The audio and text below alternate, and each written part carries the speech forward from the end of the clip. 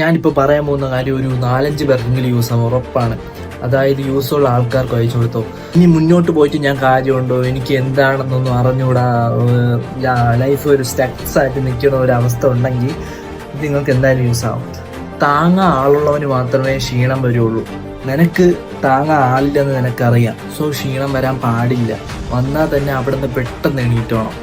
ഇനി ഒറ്റയ്ക്കൊരു തോണി ഒരാൾ മാത്രമാണ് തൊഴുന്നതെങ്കിൽ ആഞ്ഞ് തൊഴിഞ്ഞോണം, അല്ലെങ്കിൽ നടുക്കടയിൽ പെട്ടുപോകും. സോ തുഴയാനൊരു തോണിക്കാരനും ഇല്ല, കൂടെ ഒരു തോണിക്കാരനും ഇല്ല, താങ്ങാനൊരു തോളും ഇല്ല. സോ നിനക്ക് നീ മാത്രമേ ഉള്ളൂ എന്നൊരു ക്ലാരിഫൈ ചെയ്ത് നിനക്കറിയാം. സോ നിനക്ക് വേണ്ടി നീ ഇത് ചെയ്യണം.